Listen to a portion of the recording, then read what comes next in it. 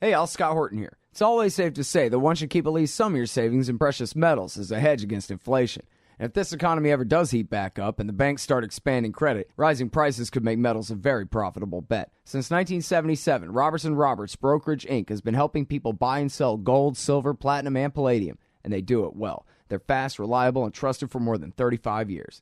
And they take Bitcoin. Call Robertson Roberts at 1-800-874-9760 or stop by rrbi.co. All right, you guys, Scott Horton Show. Check out the archives at scotthorton.org/interviews and libertarianinstitute.org/Scott Horton Show.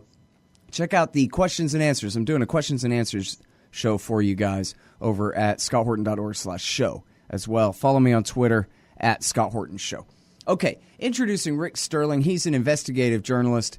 And has been writing lately for consortiumnews.com, where you can find lots of great things about all issues, Russia, Ukraine, and Syria especially. How are you doing, Rick? Welcome back to the show. All right. Good to be with you, Scott.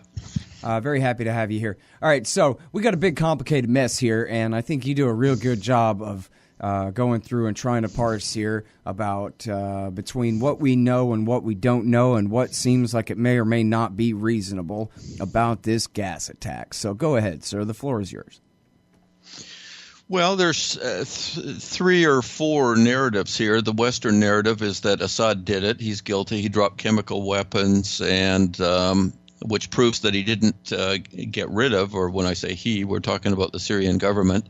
They didn't dispose of all their chemical weapons as was agreed in 2014, and that he's responsible and we have to punish him. He's crossed the red line, and that's that. The policeman of the world needs to step in and prove that this cannot be tolerated.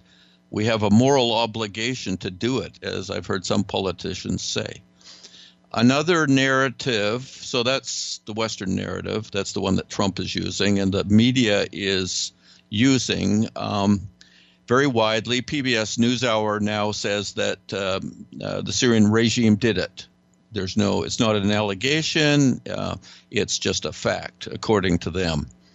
Another narrative is that the Syrian government attacked terrorists in the town of Khan Sheikhoun, which is a stronghold of Nusra and other militant factions, and that they dropped a regular a bomb, but it hit a chemical weapons storage depot, and it was a windy day, and the cloud of chemicals that went up with the following the attack that wafted over a residential area, and those are some of the victims.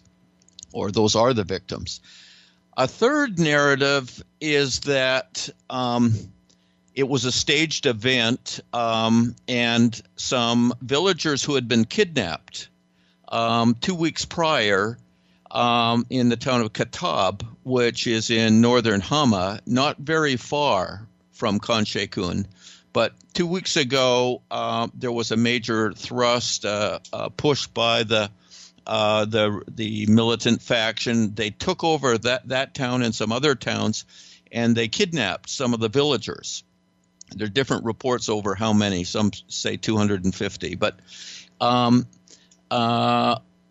the third theory is that many of the victims were actually, and the dead ones in particular, were basically executed. And possibly and very likely they were executed with sarin, which had been provided to them by likely Turkey. And that the videos that came out were basically put out in conjunction with an actual attack. So basically they timed an event, they staged an event with some killings, and basically put that together. They had the social media already primed to go, and they flooded the media with that narrative. Which of these stories is true? That would take a serious investigation. There are timing discrepancies. The Syrian Air Force and the Russians who work with them in their air coalition, they say that their attacks happened at 11:30 and at 12 o'clock noon, whereas some of the social media reports indicate the deaths showed up at 7:30 in the morning, or just at 7 in the morning, 7:30 in the morning. So there's timing discrepancies, and one would have to examine all of the sites where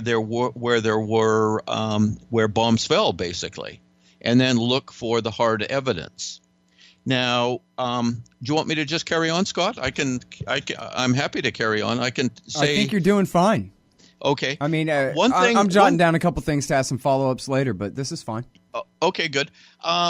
One thing, some listeners might have seen interesting stories that appeared in the London Guardian, and Indeed, yes. Their reporter claimed to be the first Western reporter to arrive on the scene 1 or 2 days later.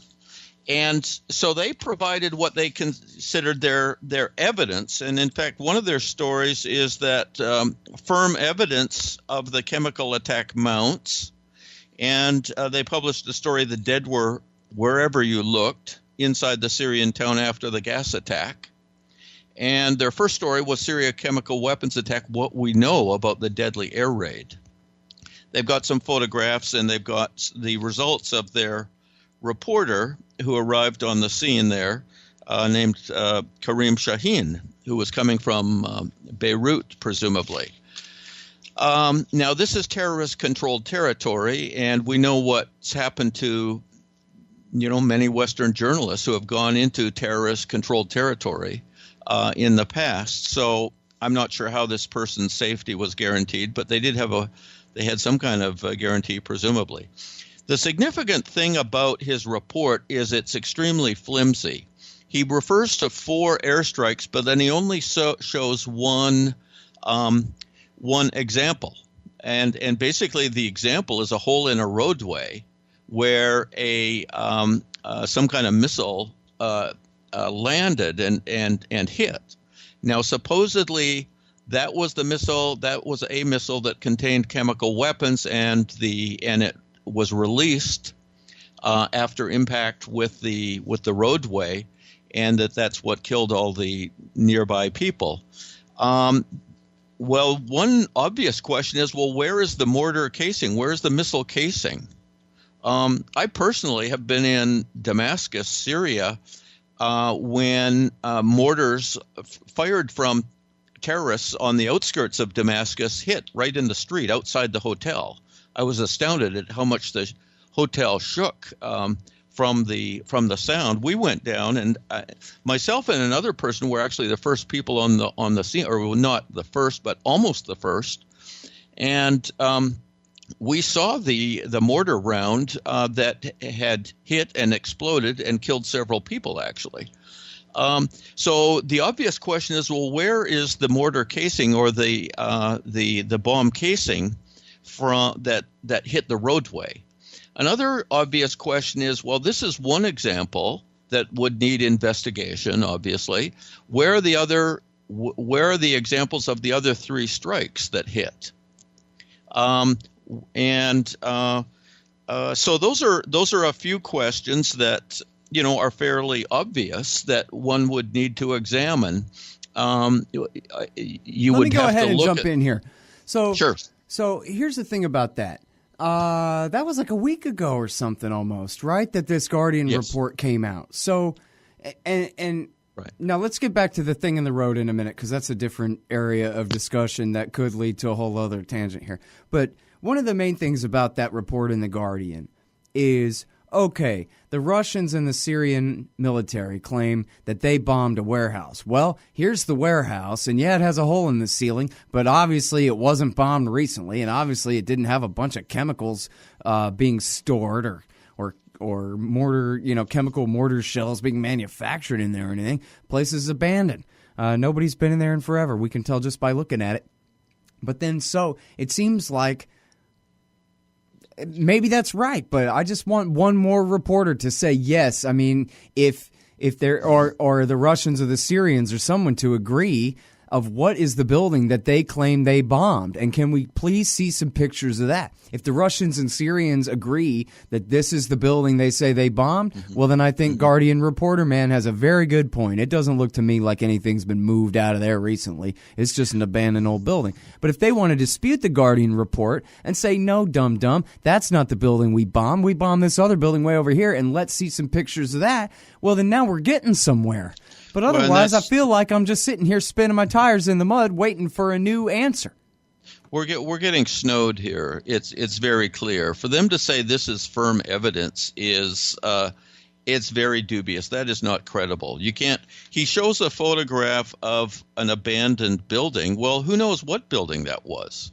I mean, the author says there were 4 bombings, but he only shows one example. So where are the other 3? And on the shell in the street, if it's a rocket or a mortar or a missile full of chemicals, whatever it was, it landed in the street right there. Okay, I don't know everything about sarin, but from the looks of it, they're kind of way out, not even in a neighborhood. They're like in an industrial kind of agricultural business park sort of a part of town where it's not like there's a bunch of houses or downtown it's not district densely full of populated. people. So what, were they all throwing a barbecue right there next to the road or what, Right. Yeah. Now, the photographs that I'm looking at from the second, or actually the first Guardian report shows a guy with a mask on, with gloves on, taking some soil samples. Now, here's another contradiction that in fact Karim Shaheen says that it was clearly sarin. He says he indicates that with some certainty that it was a nerve agent. But then there are photographs from the event that show White Helmet Rescue, the infamous White Helmet people. They didn't even have gloves on, and they were touching victims of the attack. And sarin is basically sarin can kill a person just by skin contact. So there are a lot of inconsistencies. But the main thing that needs to be stressed is you have to have a serious investigation to determine the facts of this. Right. Looking at some social media, Hillary Clinton in her book Hard Choices, made the point, and she was very proud of the fact that the U.S. trained over 1,000 activists and independent journalists, as she called them. Well, they weren't independent, and they're activists for what? They're basically agents for the U.S. And that was, so she talks about training over 1,000 when she was Secretary of State. So Lord knows how many have been trained since then. Another thing that we can mention, Scott, whenever you want me to get into it, is yesterday the White House released a 4-page report. Yeah, go ahead about that, please. On this incident. And they call it the Assad regime's use of chemical weapons on April 4, 2017. This is another piece of garbage. I mean, I'm sorry. Any critical eye looking at this can pick holes in it very, very rapidly. If a person's following the events there, they might be able to know somebody who is not able to follow the events there, but somebody who can easily pick holes in this. They basically rely to an astounding extent on social media reports and video accounts. Open source accounts is one of their major pieces of evidence, and we've seen where that can lead. I'll remind listeners, one of the best pieces of evidence. Well, let me just say right there, hold that thought, please don't forget it. But I'm looking at this right now, and it seems like a pretty big straw man argument, pretty obvious straw man argument for them to say, well, we are certain that the opposition could not have fabricated all of the videos and other reporting of chemical attacks. In other words, well, geez, they got killed by something. Somebody poisoned them with something. But so it's sort of a pretended argument. I don't think anybody said all the dead here are just actors pretending to be dead, that the whole thing is nothing but some kind of Hollywood put on. The criticism is that, well, maybe somebody else did it to frame up the government, right? For them to have to stoop so low as to just refute kind of a silly straw man, that, Yes. oh, they couldn't have fabricated every bit of this, to me is kind of a tell. Not to read too much into it, but come on. No, that's a great point. There's another thing that's significant here is they basically say that the Syrian government has it's well known that they've used sarin gas in the past, and the only people who dispute that this report refers to, they say Syria and the Syrian ally Russia dispute that, and then they 1/3 of this report is dedicated to what they call refuting the false narratives, and the false narratives are supposedly the disagreements that have been expressed by Russia and Syria. And I'd like to point out to the listeners that, in fact, it wasn't Russian or Syrian investigators that pointed this out, but it was Seymour Hersh and Robert Perry and a couple of professors from MIT who all independently did investigations and came up with the same conclusion, which was that it either was or very, very likely was the opposition, the armed opposition in Syria, responsible for the sarin gas attack in August of 2013. And they all took different approaches. Seymour Hersh interviewed his contacts and in the intelligence community and working in the government, and he basically learned that from Libya, weapons were coming out and being shipped through Turkey into Syria, and that it was the Turks who basically engineered the transfer of sarin gas into Syria that was used in the Damascus attacks in August of 2013. It was Turkey with the armed opposition, with the obvious goal of crossing Obama's red line and forcing Obama to directly intervene in Syria. So that's just one thing that, number one, a falsehood here is that the evidence points to the Syrian government from the past. That's false. The credible investigations have all pointed to the opposition, including the United Nations weapons inspector, Carla Del Ponte, because in a chemical weapons attack in the spring of 2013, United Nations inspection team investigated, and Carla Del Ponte said the evidence pointed to the opposition.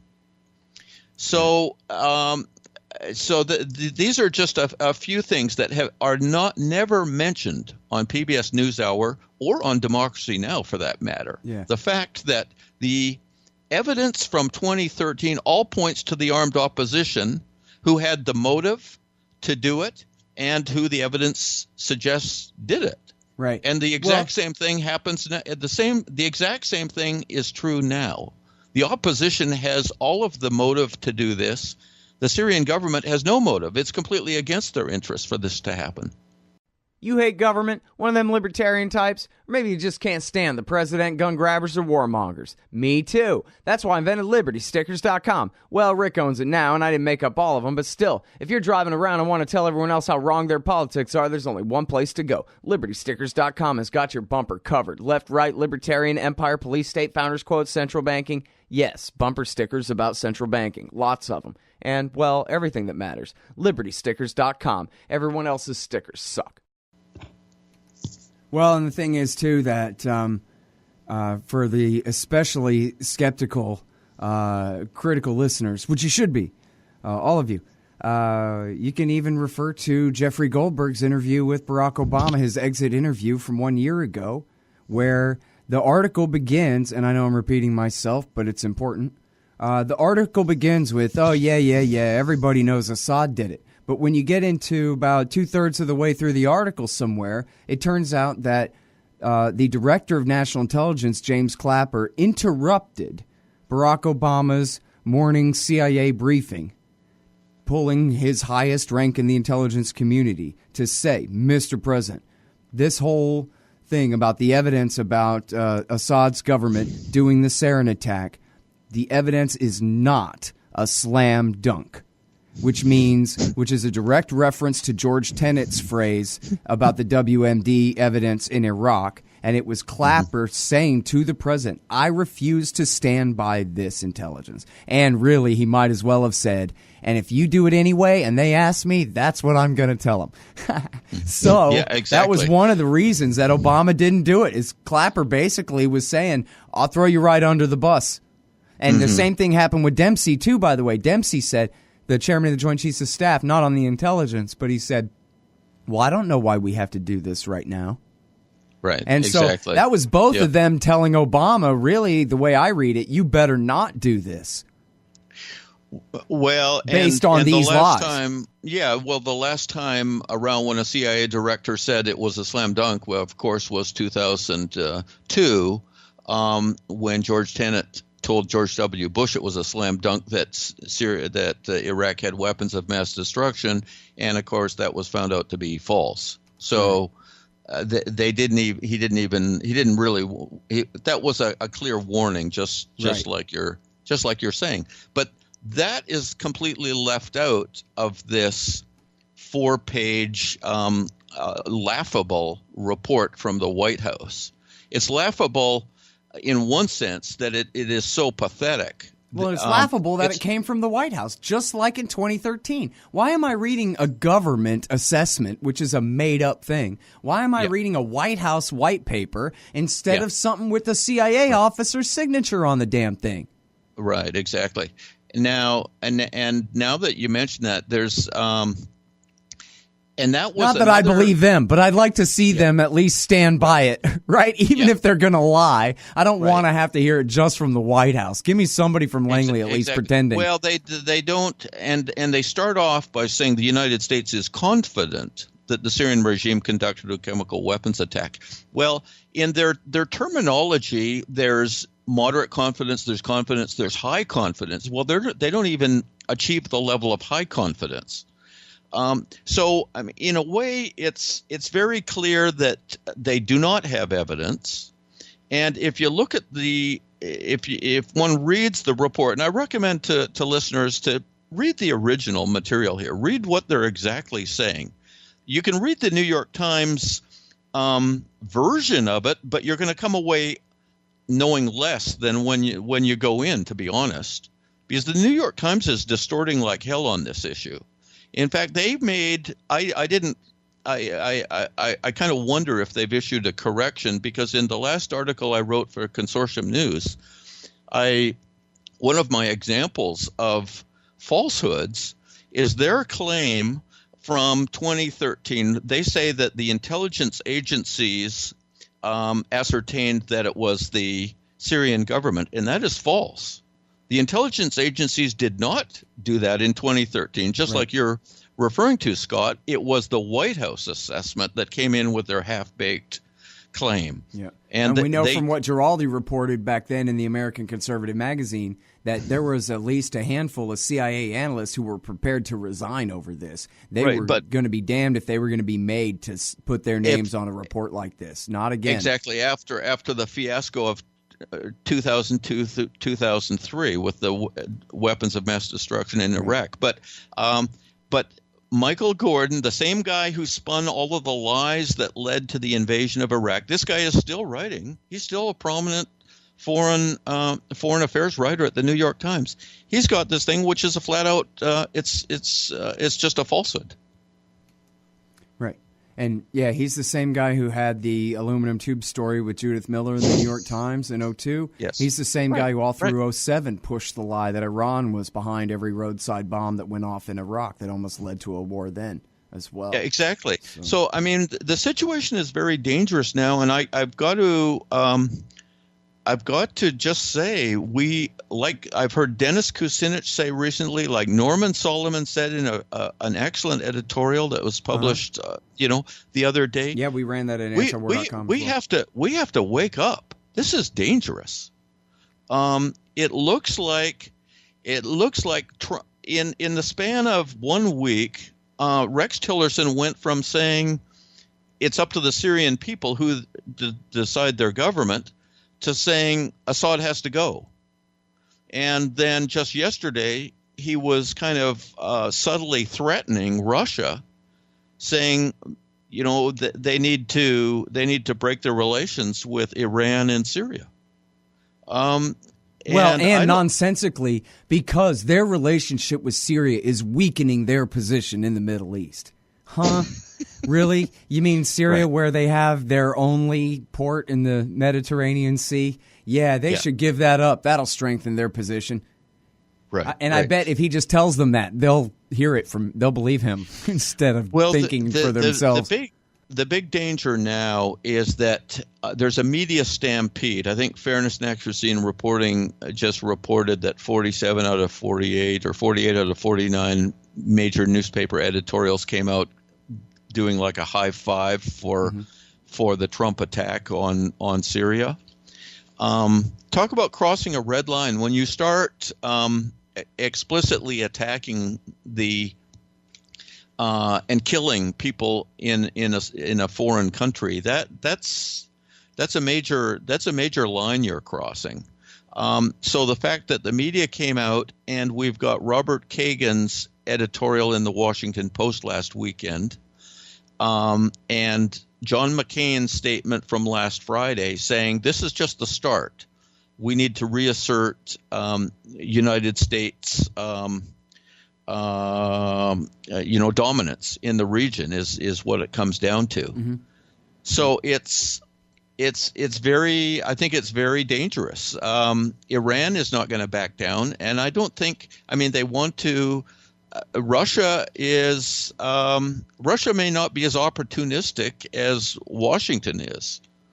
All right, now I want to get back to a couple of points about this gas attack for a minute, because you're right. Bottom line is we need an investigation. You and I aren't solving this here, but it is important, I think, to at least show the context and cast some doubt where it's relevant on what we're being told here. And something I thought was a major point was that, and I don't know a lot about this. I just read that this was the case. I think you probably must know more about this than me. But that this doctor who was the source of so many of the original reports about the gas attack, he was the guy who had kidnapped or helped to kidnap this British, I don't know who he was, Kentilly, this guy who people, and this ought to connect dots for people in your mind. You may have seen this guy. It's this very articulate, he seems like he's a BBC newscaster on scene or whatever, doing propaganda for ISIS. And he was especially, we saw these videos of him, especially a couple of years ago, where he sounds like, boy, he loves it. But you can also kind of tell that, boy, does he have a gun at his head as he's sitting here telling us all about the glories of the Islamic State and everything. And then apparently, the reason I know this is because I saw a clip of one of those old propaganda videos where this guy is clearly the slave of the Islamic State doing one of his English language propaganda videos. And guess who's walking around all over the background with their black Al-Qaeda flags and ISIS flags and whatever it was. I guess this was from 13 when they hadn't split yet. And maybe 12 or 13 before the big split between ISIS and Nusra. But there's a bunch of white helmets all running around with a bunch of Al-Qaeda and ISIS terrorists who clearly have enslaved this poor Brit. And now, and this guy, he was charged with their kidnapping in England, but since they were still enslaved in Syria, there was another of these guys, I guess, too, they couldn't testify against him. So he got off and went back to Syria, where here he is feeding us propaganda about a goddamn gas attack. Right. Do I understand that right? Really, Rick? Is that right? Chihuly Islam. I need to follow up on the story with John Cantley, but who was the British reporter who was kidnapped around the same time as James Foley, actually. But this guy Chihuly Islam, who is the medical doctor who does the video on this event, on this chemical weapons event from April 4th. He became a doctor. He got his license in 2012. He lost his license later in the year when it came out that he had been involved in the kidnapping of this John Cantley, who was a British reporter. And so he's been implicated in that, and he had his medical license suspended in the UK because of that. And he is the major voice or he is one of the major voices that's documenting this attack, which they claim was from a Syrian chemical weapons attack. But it's all very dubious. And the first thing that an investigator looks at when you go to the scene of a crime, or when you start to investigate it to find out what happened, of course, is, well, who benefits from this? Because they're obviously ones that you need to give special attention to if they're going to be benefiting from it. And from the beginning in this conflict, the so-called rebels, the so-called moderate rebels, have been very attuned to influencing the West. And one of the clearest examples of that is the kidnapping of Richard Engel, which was a staged event. They basically, the so-called rebels kidnapped the NBC reporter, Richard Engel, and he was held captive, and he was supposedly kidnapped by supporters of Bashar al-Assad. This was the so-called Shabiha militia, and they had all sorts of crude sayings and slogans and sectarian attitude. And then supposedly Richard Engel and his film crew were liberated after a gunfight by the Free Syrian Army. Well, the whole thing was staged. The kidnapping was staged. It was all staged by the so-called moderate rebels to influence Richard Engel and to provide this nice story that demonizes the Assad government and romanticizes the Free Syrian Army, the so-called Free Syrian Army. Now, was he in on that hoax, do you think, or is it clear whether he was in on it or just the dumbest? No, my impression is he was not in on it. No, he wasn't in on it, but I am 99.9% certain that he learned of it later on. Apparently, he speaks some Arabic. I'm not sure how fluent he is, but I think somebody who was very fluent would pick up on the fact that this looks a little bit dubious. The acting here isn't quite cutting it. But if he didn't learn of it then, he certainly learned of it when he came back, because there were negotiations. There were financial negotiations going on, supposedly. And his bosses in New York, they knew the real story. So he would have learned about it, but he kept quiet until 1 or 1.5 years later, it was going to be published in the newspaper, in the New York Times. It was going to be run as a story. So at that time, he fessed up. But no, he was going to keep it secret. I think almost certainly I'm sure he learned of it when he came back. I cannot believe they didn't tell him when he came back the whole thing was a setup. Well, and it's amazing that he would go along with that. Somebody kidnaps you, and then I guess Stockholm Syndrome, where he's still on their side anyway, these guys. It's, I'm just going to throw this in here because it seems relevant, that it was John McCain's friends in the Northern Storm Brigade. There's that famous picture of him standing on the porch with some jihadis, and people oftentimes say that's Baghdadi there, and that's incorrect. But it doesn't matter because it's the Northern Storm Brigade, the same guys who sold Steven Sotloff to Baghdadi to cut his head off. So sounds like a distinction without a difference to me. It's amazing. Now, tell me again about this Caesar report, because this was a big one too, and the timing and everything. Yes.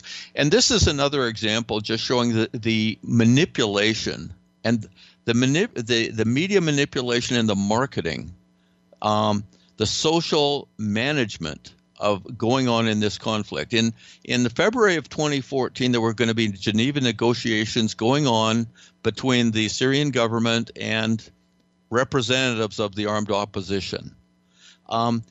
There's always been a problem.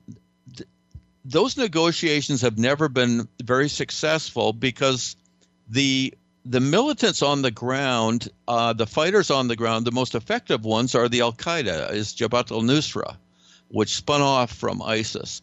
But those are the most effective fighters.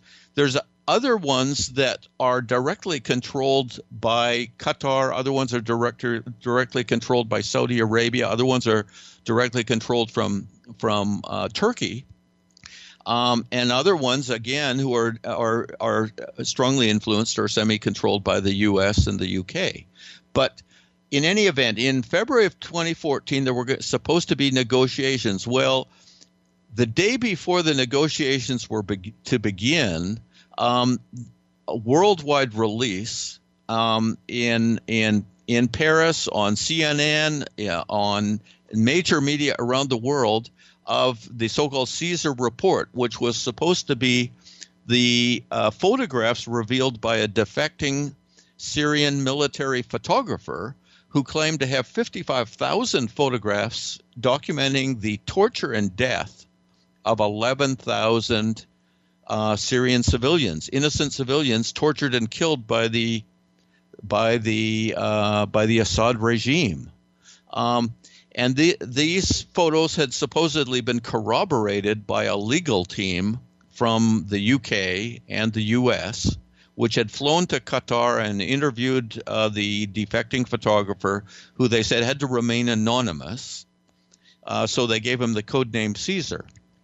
Well, of course, this coming right on the cusp of these negotiations, it poisoned the atmosphere, and it demonized the Assad government, of course, and that was part of the justification for the so-called rebels walking away from the negotiating table and refusing to negotiate.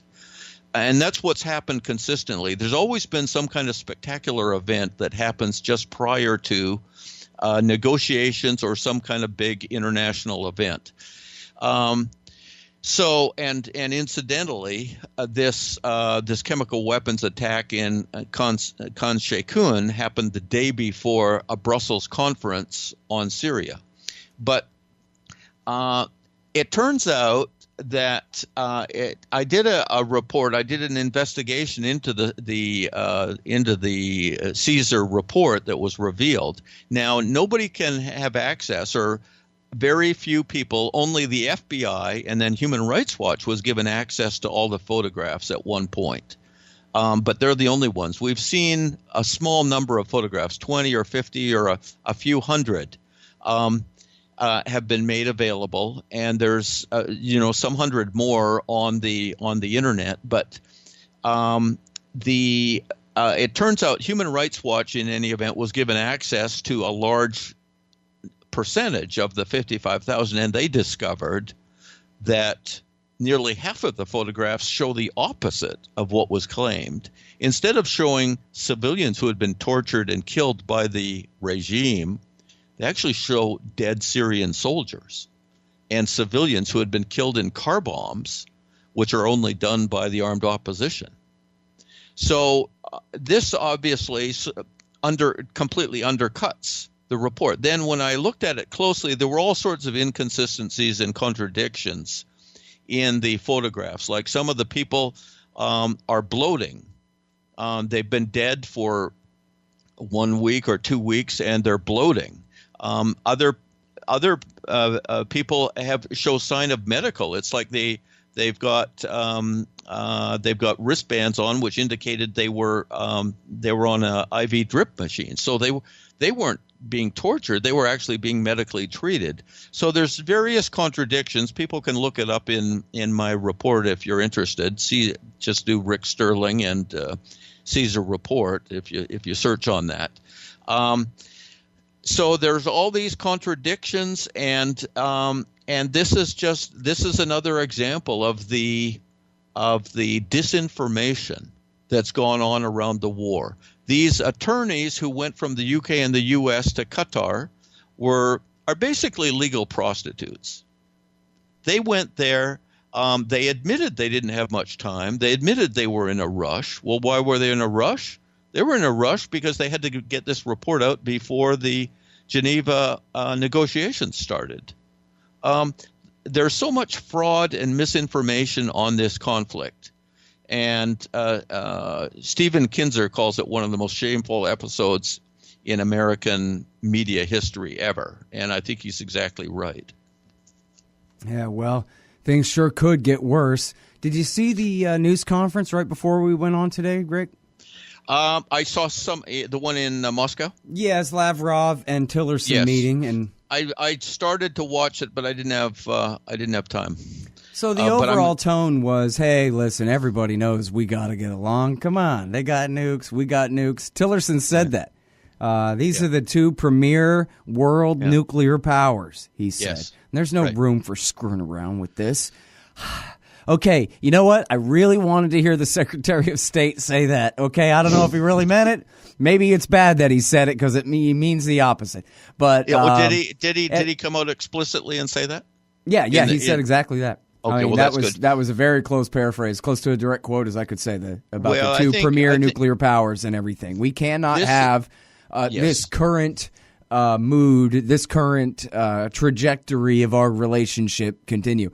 On the other hand, accusations are flying, but there's no proof anywhere because the Americans are lying. And so there sure is a pretty big monkey wrench in the works with this new détente, assuming that Trump and Tillerson have had a meeting of the minds that says that, look here, sooner or later we're working toward a new détente, okay? Assuming that, which is a big assumption, but this whole Syria thing, it sure is easy, I guess, I think, for those who would thwart peace to make this the issue that is the point that destroys the new détente. The Jackals of War are barking louder than ever. John McCain last Friday, Robert Kagan in the Washington Post on the weekend. They see this as their opportunity. So, I mean, is there going to be some sanity to resist that? Because they basically want war. There's no doubt about it. Kagan says it in so many words. The U.S. has to assert itself militarily. And I think it'll be very interesting whether Tillerson comes under attack. And if he leaves his position, I think he's a voice of he's horrible on climate change. We know where he comes from, but I think he's relatively to some of the warmongers out there, he's got some sanity. Whereas some of these other voices, they are truly warmongers. They learned nothing from the invasion of Iraq. They left Libya a mess, and they don't care. They want to leave Syria a mess rather than have the Syrian army defeat the terrorists. Yeah, I mean, the thing is, certainly having the CEO of Exxon be the Secretary of State, I mean, there's good and bad. I mean, that means that, boy, go ahead and bomb Yemen all you want, Saudi. And that goes without saying, right? Forget it. He might as well be an agent of influence of Saudi Arabia. On the other hand, maybe he's got a little bit of that kind of Rockefeller history behind him there at Standard Oil of New Jersey, and that, maybe they do enough international business there, and maybe just his point of view coming from Houston instead of D.C., instead of being, a think tank wonk whose only job is trying to get into war or whatever, at least he's got a different perspective than that, a very internationalist one, but a very business-based one rather than a very militarist one. I'm looking for silver linings here. We're scraping bottoms of barrels and saying these are the best Republicans we could hope to have in power as long as we got them, kind of a thing. So, do I prefer James Baker to Richard Pearl? Sure, I do. So in this case, maybe things can be, something short of H-bomb exchange. I don't know. Victoria Nuland was being suggested to be Secretary of State if Clinton had won. Yeah. Well, and Flournoy for Secretary of Defense, and Mattis still wanted to bring Flournoy on anyway, although she refused to serve under Trump. Right. I think Masterson and Mattis. It'll be interesting to see who's going to drive the foreign policy, because we've got. The old school Republicans, and we've got the Project for a New American Century, the U.S. supremacists, and just the services themselves. I mean, the Marine Corps is its own interest for sure, right? Yeah. These guys. Dangerous times here. All right, listen. Thanks so much for coming back on the show, Rick. I sure appreciate your analysis and all this stuff. Okay. All right. Thanks, Scott. Take care. Yep. You too. All right, so that is Rick Sterling. You can find him at consortiumnews.com, where he does investigative journalism. This one's really important. It'll be running on antiwar.com tomorrow. It would have been today, but we ran out of room. How Media Bias Fuels Syrian Escalation by Rick Sterling. I'm Scott Horton. This is my show. Check out the interview archives, 4,400 and something of them, at scotthorton.org/interviews and at libertarianinstitute.org/Scott Horton Show. If you want to hear the questions and answers, that's at scotthorton.org/show. That's me answering y'all's questions. Email them to me, scott@scotthorton.org, or use on Twitter, #SHSQA. And I'll get to those for you. Again, all that is at scotthorton.org/show. This part of the Scott Horton Show is sponsored by Audible.com. And right now, if you go to audibletrial.com/Scott Horton Show, you can get your first audiobook for free. Of course, I'm recommending Michael Swanson's book, The War State, The Cold War Origins of the Military-Industrial Complex and the Power Elite. Maybe you've already bought The War State in paperback, but you just can't find the time to read it. Well, now you can listen while you're out marching around. Get the free audiobook of The War State by Michael Swanson, produced by Listen and Think Audio at audibletrial.com/Scott Horton Show. Hey, y'all, Scott here. First, I want to take a second to thank all the show's listeners, sponsors, and supporters for helping make this show what it is. I literally couldn't do it without you. And now I want to tell you about the newest way to help support the show. Whenever you shop at Amazon.com, stop by scotthorton.org first, and just click the Amazon logo on the right side of the page. That way, the show will get a kickback from Amazon's end of the sale. It won't cost you an extra cent. And it's not just books. Amazon.com sells just about everything in the world, except cars, I think. So whatever you need, they've got it. Just click the Amazon logo on the right side of the page at scotthorton.org, or go to scotthorton.org/Amazon.